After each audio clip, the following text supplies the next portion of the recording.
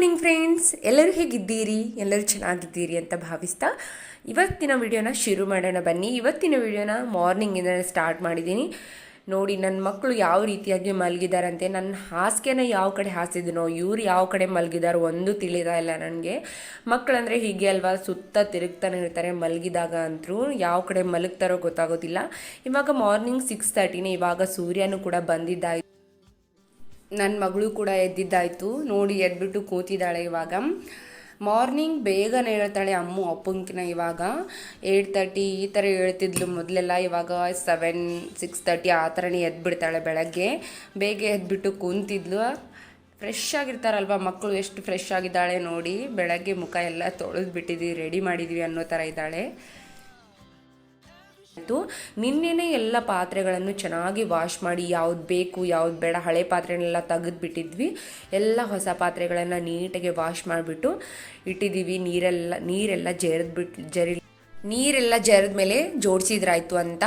ಇವಾಗ ಫ್ಲಿಪ್ಕಾರ್ಟಿಂದ ಆರ್ಡರ್ನು ಕೂಡ ಬಂದಿತ್ತು, ಅಲ್ಲೇ ಇಟ್ಟಿದ್ವಿ ಅದನ್ನು. ಮನೆ ಕ್ಲೀನ್ ಆಗೋವರೆಗೂ ಯಾವುದು ಕೂಡ ಅರೇಂಜ್ಮೆಂಟ್ ಮಾಡೋದಿಲ್ಲ. ಎಲ್ಲ ಮನೆ ಕ್ಲೀನ್ ಆದಮೇಲೆ ನೀಟಾಗಿ ಎಲ್ಲ ಮಾಡ್ಕೊಂಡ್ರಾಯ್ತು ಅಂತ.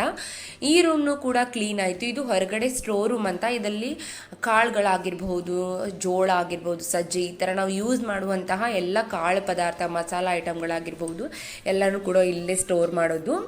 ಇದು ಫುಲ್ ಪೇಂಟಿಂಗ್ ಆಯಿತು. ಇವಾಗ ಹಾಲ್ನು ಕೂಡ ಅಣ್ಣ ಪೇಂಟಿಂಗ್ ಮಾಡ್ತಾ ಇದ್ದಾರೆ, ನೋಡಬಹುದು ನೀವು. ನಾವು ಪೇಂಟರ್ನ ಹಚ್ಚಿಲ್ಲ. ಪೇಂಟರು ತುಂಬ ದುಡ್ಡು ಕೇಳಿಬಿಟ್ರು. ಯಾಕಪ್ಪ ಸುಮ್ಮನೆ ಅಷ್ಟೊಂದು ದುಡ್ಡು ವೇಸ್ಟ್ ಮಾಡೋದು, ಹೆಂಗಿದ್ರು ಟೈಮ್ ಇತ್ತಲ್ವ, ಫಂಕ್ಷನ್ ಇನ್ನೂ ದೂರ ಇದೆ, ಅದಕ್ಕೋಸ್ಕರ ಅಣ್ಣನೇ ಪೇಂಟ್ ಮಾಡ್ತಾ ಇದ್ರು. ನೋಡಬಹುದು ನೀವು ಅಣ್ಣ ಎಷ್ಟು ಚೆನ್ನಾಗಿ ಮಾಡ್ತಾರಂತ. ಅಣ್ಣ ಮೊದಲಿಂದನೂ ಮಾಡ್ತಾರೆ ಪೇಂಟಿಂಗ್. ಮನೆ ಪೇಂಟಿಂಗ್ ಆಲ್ಮೋಸ್ಟ್ ಎಲ್ಲ ಅಣ್ಣನೇ ಮಾಡೋದು.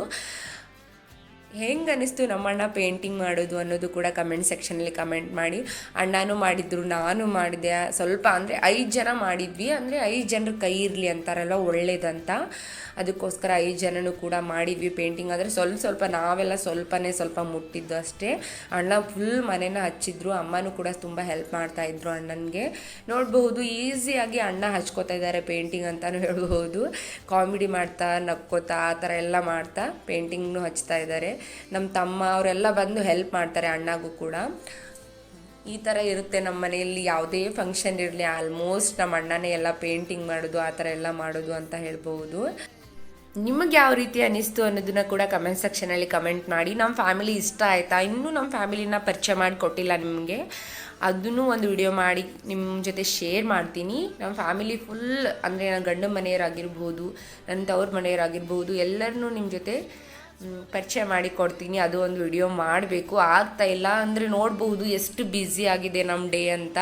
ಇನ್ನೂ ಫುಲ್ ಮನೆ ಕ್ಲೀನ್ ಆಗೋವರೆಗೂ ನಾವು ಫ್ರೀ ಆಗೋದಿಲ್ಲ. ಇನ್ನೂ ಶಾಪಿಂಗ್ ವಿಡಿಯೋಸ್ ಬರುತ್ತೆ, ಗೋಲ್ಡ್ ಶಾಪಿಂಗ್ ವಿಡಿಯೋಸ್ ಬರುತ್ತೆ, ಎಲ್ಲ ರೀತಿಯ ವಿಡಿಯೋಗಳು ನಿಮ್ಮ ಜೊತೆ ಶೇರ್ ಮಾಡ್ತೀನಿ. ಇಷ್ಟ ಆದರೆ ಲೈಕ್, ಶೇರ್, ಸಬ್ಸ್ಕ್ರೈಬ್ ಮಾಡೋದನ್ನ ಮಿಸ್ ಮಾಡೋಕ್ಕೆ ಹೋಗಬೇಡಿ. ಇವಾಗ ಮಧ್ಯಾಹ್ನದ ಊಟಕ್ಕೋಸ್ಕರ ಮೆಂತೆ ಪಲಾವ್ ಮಾಡಿದ್ವಿ. ಯಾವುದು ಈಸಿಯಾಗಿ ಆಗಿಬಿಡುತ್ತೋ ಅದನ್ನು ಮಾಡ್ಕೊಂಡ್ಬಿಡ್ತೀವಿ. ಜಾಸ್ತಿಯಾಗಿ ಹೆವಿಯಾಗಿ ಅನ್ನ ಸಾಂಬಾರು ಆ ಥರ ಚಪಾತಿ ಪಲ್ಯ ಎಲ್ಲ ಮಾಡೋದಕ್ಕೆ ಆಗೋದಿಲ್ಲ ಅಲ್ವಾ. ಕೆಲಸ ಮಾಡ್ತಾ ಕ್ಲೀನಿಂಗು ಮತ್ತು ಮನೆ ಕ್ಲೀನ್ ಮಾಡೋದು, ಅಣ್ಣವ್ರಿಗೆ ಹೆಲ್ಪ್ ಮಾಡೋದು, ಈ ಥರದ್ದೆಲ್ಲ ದೊಡ್ಡ ಅಡುಗೆಗಳನ್ನ ಅಂದರೆ ಚಪಾತಿ ಆಗಿರ್ಬೋದು ಲೇಟ್ ಆಗಿಬಿಡುತ್ತಲ್ವ. ಟೈಮ್ ತೊಗೊಳ್ಳುವಂತಹ ಅಡುಗೆಗಳನ್ನು ಮಾಡೋದಕ್ಕೆ ಆಗೋದಿಲ್ಲ. ಅದಕ್ಕೋಸ್ಕರನೇ ಎಲ್ಲ ಥರ ವೆಜಿಟೇಬಲ್ಸ್ ಹಾಕ್ಬಿಟ್ಟು ಮೆಂತೆ ಬಾತ್ ಅನ್ಬೋದು, ಮೆಂತೆ ಪಲಾವ್ ಅನ್ಬೋದು, ಯಾವುದಾದ್ರೂ ಅನ್ಕೋಬಹುದು. ಯಾವ್ದು ವೆಜಿಟೇಬಲ್ಸ್ ಇತ್ತು ಎಲ್ಲ ವೆಜಿಟೇಬಲ್ಸ್ ಹಾಕ್ಬಿಟ್ಟು ಈ ಥರ ಪಲಾವ್ ಥರ ಮಾಡ್ಕೊಂಡಿದ್ವಿ.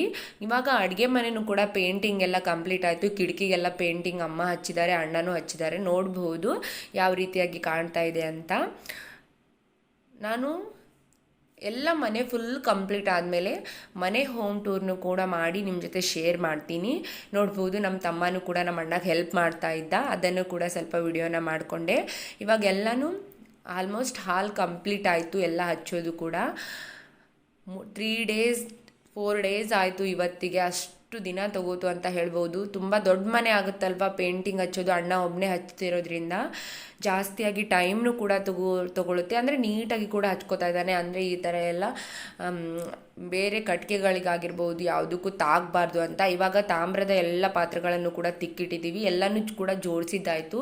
ಇನ್ನೂ ಸ್ವಲ್ಪ ಜೋಡಿಸ್ಬೇಕು, ಅದನ್ನು ಕೂಡ ಇನ್ನೂ ಜೋಡಿಸಿಲ್ಲ. ಇನ್ನೂ ಸ್ವಲ್ಪ ಪಾತ್ರೆಗಳು ಹಾಗೆ ಇದ್ವು, ಸ್ವಲ್ಪ ಜೋಡಿಸಿದ್ವಿ ಅಷ್ಟೇ ಅಡುಗೆ ಮನೆಯಲ್ಲಿ. ಈ ಥರ ಈ ಸಲ ಸಿಂಕ್ನು ಮಾಡಿಸ್ಬೇಕಂತ ಪ್ಲ್ಯಾನ್ ಇದೆ. ನೋಡ್ಬೋದು ತಾಮ್ರದ ಯಾವುದೇ ಪಾತ್ರೆಗಳನ್ನಾಗಿರ್ಬೋದು ನೀವು ತೊಳೆದ ಮೇಲೆ ಅದನ್ನು ಒರೆಸ್ಬಿಡ್ಬೇಕು. ನೋಡ್ಬೋದು ಎಲ್ಲ ಒರೆಸಿಟ್ಟಿದ್ವಿ, ಮೇಲಿಂದ ಒಂದು ಅದು ಚರ್ಗಿನ ಒರೆಸಿದಿಲ್ಲ, ಅದಕ್ಕೋಸ್ಕರ ನೋಡಿ ಯಾವ ಥರ ಕಲಿ ಆಗಿಬಿಟ್ಟಿದೆ ಅಂತ. ನೀವು ತಾಮ್ರದ ನಂತರನೇ ಅದನ್ನು ಒರೆಸಿಟ್ಬಿಡಿ, ಅಂದರೆ ಚೆನ್ನಾಗಿರ್ತವೆ ಅಂತ ಹೇಳ್ಬೋದು. ಇವತ್ತಿನ ವಿಡಿಯೋ ಇಷ್ಟ ಇರುತ್ತೆ, ಜಾಸ್ತಿಯಾಗಿ ವಿಡಿಯೋ ಮಾಡಲಿಕ್ಕೆ ಆಗ್ತಾ ಇಲ್ಲ. ಇಷ್ಟ ಆದರೆ ಲೈಕ್, ಶೇರ್, ಸಬ್ಸ್ಕ್ರೈಬ್ ಮಾಡ್ಕೊಳ್ಳಿ. Thank you.